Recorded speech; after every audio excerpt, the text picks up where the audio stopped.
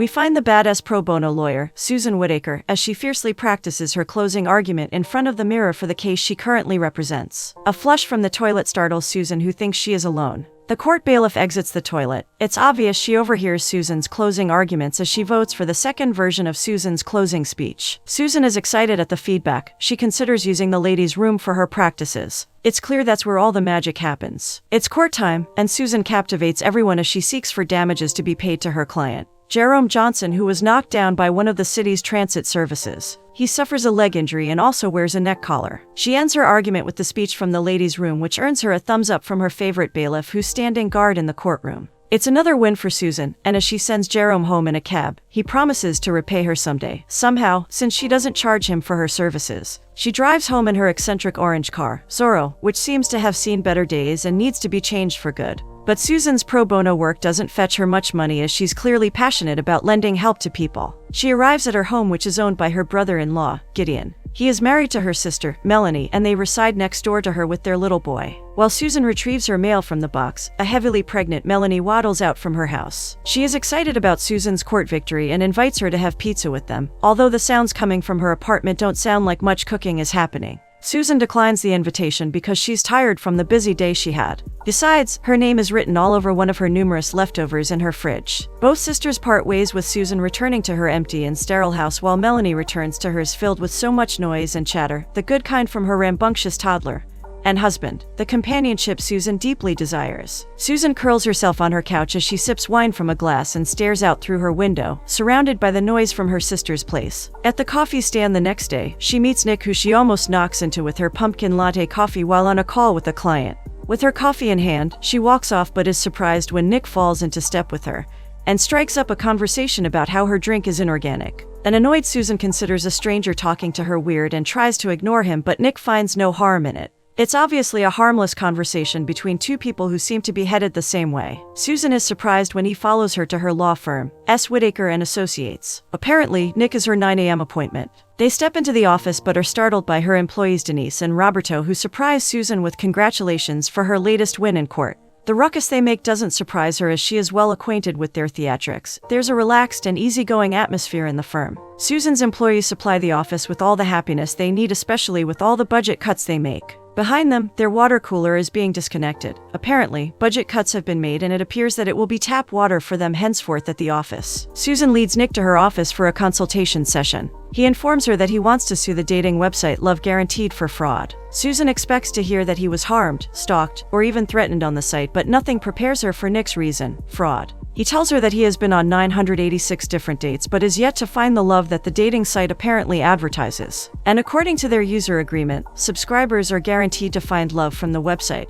But if after 1,000 dates, they are unable to, they will be refunded all their money. Susan finds it difficult to believe that Nick has been on almost 1,000 dates with different women. But the dude feels like a champ and is confident of making it up to 1,000 dates by the time the complaint is filed in court. Nick is confident that he has a case and needs to stop the dating site from defrauding other people of their hard-earned money. Susan disagrees. She suspects him of going through with the dates just to get the cash. He doesn't strike her as someone who has any interest in finding love. She is skeptical about taking up the case. It's unlike the cases she takes. She decides to take her time to review it, but Nick hands her a check and advises her to consider wisely, especially if she wants her water cooler back in the office. Low blow, dude. The figure on the check gives her reasons to reconsider her stance. With the huge pile of bills the office owes, including the goldfish which looks dead, the check looks quite enticing and will be handy for solving their problems. She spends some time at her sister's place, going through Nick's profile on Love Guaranteed. Melanie is excited when she sees Nick's hot pictures. She teases Susan about him, but Susan deadpans that she isn't interested in Nick, as it's just a job for her. She looks wistful as she observes her brother-in-law, Gideon, take care of their little boy, Oliver. Melanie reminds her that she met Gideon on a dating site. Susan is free to try one too, starting from the fine gentleman on her screen.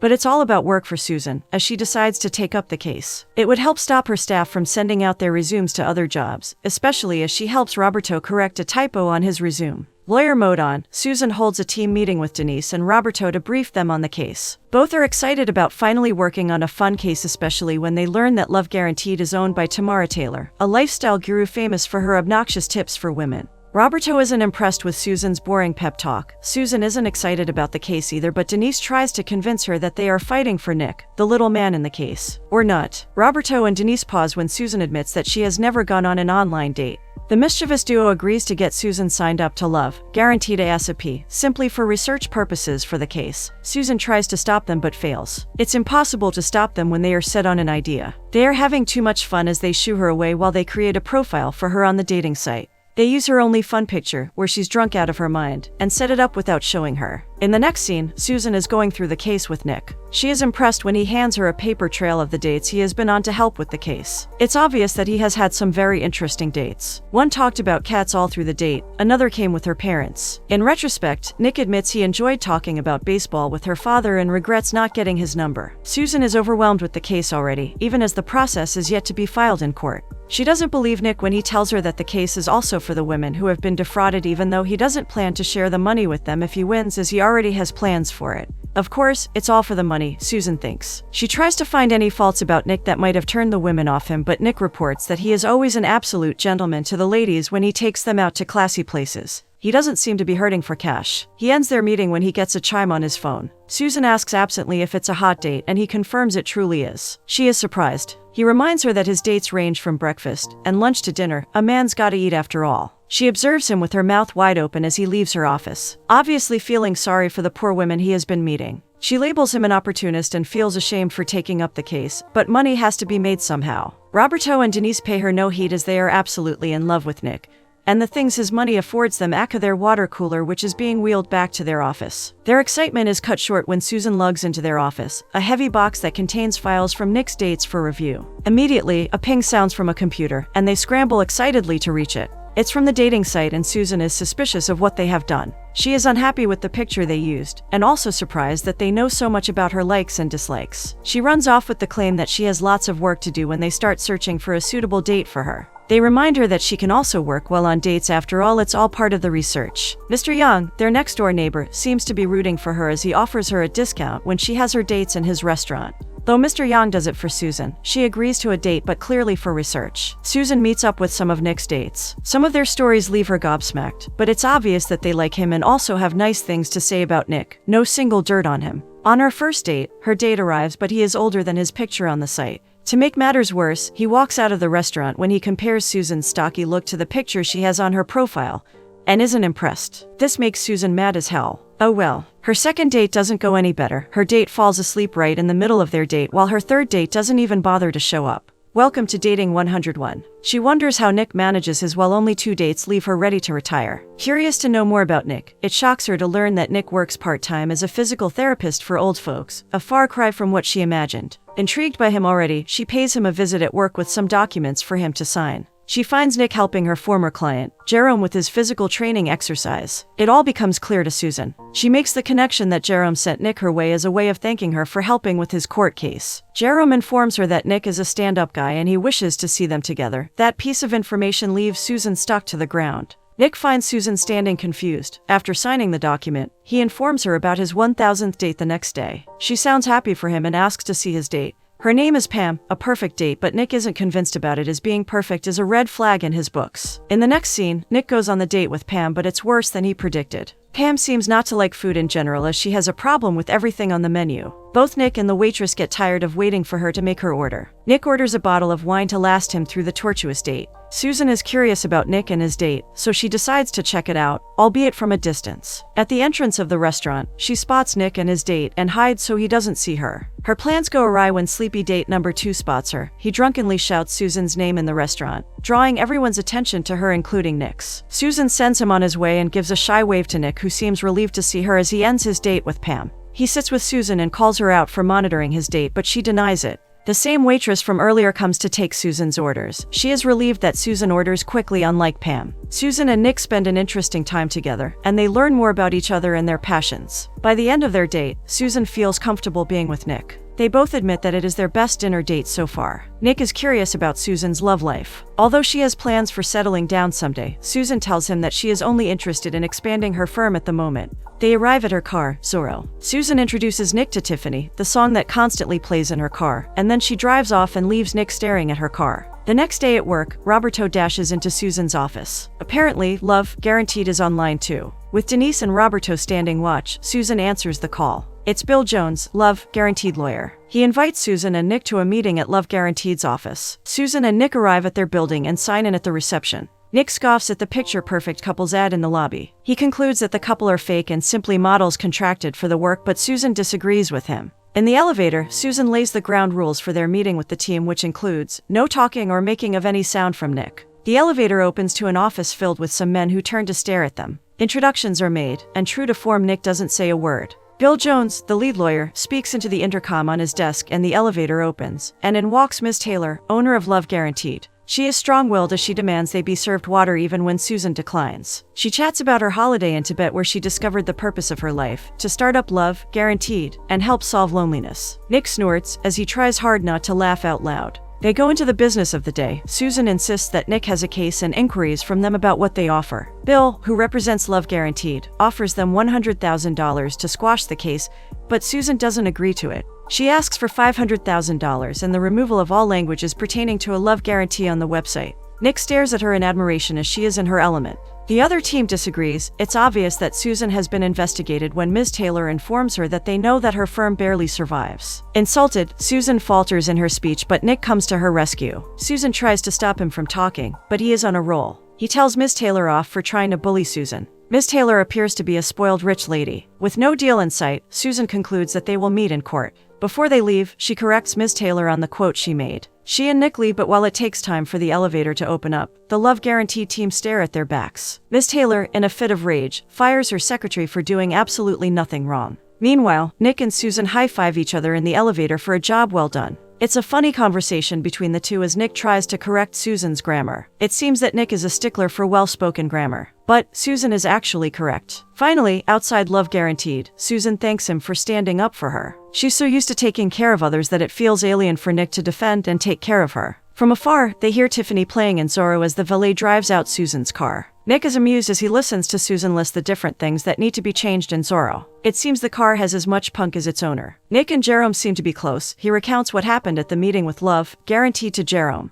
The old man listens as he talks excitedly about Susan and how she handled the other team. Jerome suspects that Nick has fallen for her, but he denies it. He sees her as his lawyer and is afraid to take it further with her. Well, to find love, Jerome tells him he has to dig deeper. It doesn't end at going on 1,000 dates. The case starts to get the media's attention. It leaves Susan excited as she replies no comment to the reporter, just the way Hollywood celebrities do. With 6 weeks to meet in court, it's time for everyone at S. Whitaker and Associates law firm to buckle down. That includes lighting up candles in the office and working overtime to continue their winning streak in court. Susan digs a bit into Nick's past and gets in touch with his ex-fiancée, gorgeous Ariana Silver. It's just her way of covering bases before the Love Guaranteed's team sinks their claws into her. Absolutely nothing to do with checking out a possible competition. But Denise and Roberto actually know which is the truth. Nick and Ariana were engaged 5 years ago, but Ariana called it off after she cheated on Nick with some other guy. Susan loses steam when Ariana answers her door. She seems to be pretty well off and a sight for sore eyes. Susan isn't happy when she notices that Ariana still calls Nick, Nicky. It seems like there must still be some connection between the two. She ends the meeting abruptly when she learns from Ariana that she broke up with Nick over 2 years ago, which predates the case. But Ariana calls her out for digging into Nick's past without Nick's consent. Ariana has a feeling that Susan's very short meeting with her isn't purely research for the case. Susan and Nick seem to get closer to each other. On a late night at work, she sends a text to Nick to figure out a few things with him. Nick is surprised that she is still at work and that she even considers working on Saturday. They meet up and it's a beautiful fall season as they take a stroll talking about anything and everything. They admit that they made wrong assumptions about each other at the beginning. It's obvious to see that they have a connection. They joke together and laugh over their mistakes while Nick corrects Susan's grammar. She invites him over to her place and he comments on the quantity of takeouts she has. Susan admits to him that she met with Ariana behind his back. She apologizes to him for snooping around him. Nick doesn't take offense. He explains better to her how their relationship ended. She touches his hands to comfort him, but a scream from her sister's place puts an end to it. She dashes to Melanie's place with Nick hot on her heels. Melanie informs them that her water broke and they are on their way to the hospital. Gideon is nervous as he scurries around the house looking for the car keys while Nick and Susan argue over who's Susan's favorite client between Nick and Jerome. Melanie has to remind them that she needs to give birth before they stop. In a flurry of activities, Susan sends her sister and brother-in-law on their way to the hospital while she promises to take care of her nephew, Oliver. Nick offers to stick around and help Susan take care of things. She tries to dissuade him that taking care of Oliver is no piece of cake, but he disagrees. In a short while, the erstwhile quiet Oliver starts jumping around. All of Susan's attempts to calm him down yield no results. Nick takes matters into his hands and fetches him a cup of ice cream. And just like magic, Oliver calms down. While they take a rest, Gideon sends them a picture of mother and daughter in perfect condition. Susan is excited about the good news. It's becoming more difficult to resist each other. Nick offers to leave with the excuse that he has some PT sessions the next day. He confides in Susan that he plans to use the money from the court case if they win for a new children's wing at the center. Susan is impressed with him. He is miles away from the opportunist she thought that he was when they met. They share a deep hug. Susan burrows into his chest and doesn't feel like letting go. With a soft romantic kiss on her head, Nick wishes her goodbye and leaves. Susan is left smiling as she thinks about what just happened. Denise and Roberto are surprised the next day when Susan turns into work, late the next day. When she finally shows up, she is on cloud nine, apparently still happy from the kiss Nick gave her the day before. She looks quite happy as she dances into the office. Her employees are stunned to see her this way. Gone is the serious boss, and in its place is a young lady who looks like she is in love. But her good mood doesn't last for long. She receives a call from Bill Jones and he informs her that they know she signed up on the dating site because of the case with Nick. He informs her that they have evidence that the two have been spending time together. Based on Love Guaranteed's user agreement, they have no case with the dating site since it practically brought them together, even though they were not matched on it. This new development leaves Susan shell-shocked, sad, and in deep thought as she ends the call. She decides to end all contact with Nick so they don't give their opponents more evidence to use against them in court. She ignores his calls without even telling him why. Pumping the brakes on their somewhat newfound relationship hurts Susan. For the first time in a long time, she has fallen in love with the guy, but she has to end it so their court case doesn't sink. Melanie sympathizes with her and tries to advise her to inform Nick or even take his calls. Immediately a call from Nick comes in. Susan dries her tears and answers it. Nick's voice sounds worried when he finally gets to hear her voice, but she claims that the preparations for the case have been keeping her busy. He offers to lend his help, but she declines. Nick suspects that something is off when she declines her favorite leftovers. She decides to rip the band-aid off and suffer through the heartache. She informs him that they need to stop seeing each other and focus on the case. Nick seems confused as he doesn't understand what led her to the decision, but he agrees to cool things off even though he looks crushed by the decision. The loneliness that ensues hits Susan badly. She looks a mess and often stares into thin air with a longing for Nick clearly in her eyes. Even her baby niece and hugs from Melanie and Gideon do not hold her up.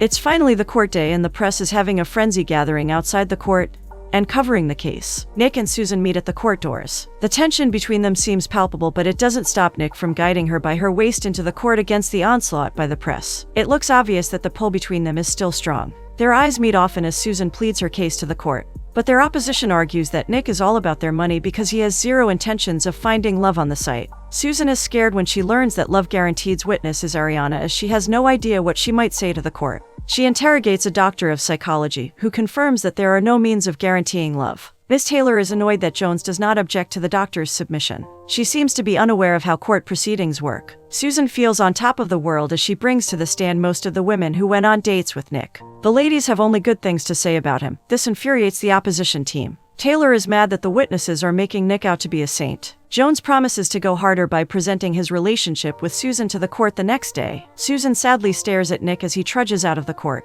She goes after him and shares an idea with him. She wants to bring up Ariana to the stand the next day. While she has no idea what her responses will be, she hopes that they will favor Nick. Nick stares at her with so much love in his eyes. He is grateful to her for her dedication to his case even though they are on a break. He tries to say something but stops himself and walks off. Susan returns to her car and bursts into tears when Tiffany's voice comes up on the radio. Susan calls Ariana to the stand. The next day in court, she admits to the court that Nick is a great guy and he always stands for the truth. Jones looks disappointed. His star witness unfortunately no longer shares the same thoughts about Nick with him. During a 15-minute break, Nick follows Ariana outside to thank her for her testimony. She apologizes for what transpired between them in the past, and also calls his attention to Susan, who she claims he has fallen in love with. Nick is shocked that she notices it. He is yet to come to terms with it himself, but Ariana encourages him to take the step. Back in the court, it's Nick's turn to testify. Susan asks him a question, but he doesn't respond. She prods him to go ahead, but he does the opposite. He informs the court that he is in love with Susan. Jones jumps up from his seat, elated at the opportunity to capitalize on what Nick said, but Nick asks the judge to dismiss the case as he has no interest in pursuing it. Susan is in tears as she listens to him talk. It's like a dream come true for her. With their eyes fixed on each other, Nick steps out of the witness box and approaches Susan. With her hands right where it belongs, in his palms, he confesses his love to her and asks her if it's the same for her. Everyone's attention is fixed on them, including the judge, as she asks Susan to answer the question. She responds, "I do." They fall into each other's arms and share a personal moment. The court erupts with wide applause for them. Although Miss Taylor comes off as being flighty, she has a good head on her shoulder and recognizes true love for what it is. She sends for Nick and Susan and offers to pay Nick's legal fees with an additional $250,000 for them to become Love Guaranteed's couple. She knows that people love romantic stories, and she is willing to capitalize on it for her gain. Besides, the fake poster models seem not to be doing anything for them. It's an "I told you so" moment from Nick. He was correct when he told Susan that the models on the poster in Love Guaranteed's lobby were simply models, and not real-life couples who met on the site. They are both surprised at her proposition. Susan negotiates for a raise, and Ms. Taylor agrees to $500,000. It's a deal, and Nick is astonished at how smoothly the deal is finalized. The press surrounds Nick and Susan as they step outside the court. They share a kiss as the lights from the cameras surrounding them go off. Love's not guaranteed, but they end up being on the posters for Love Guaranteed.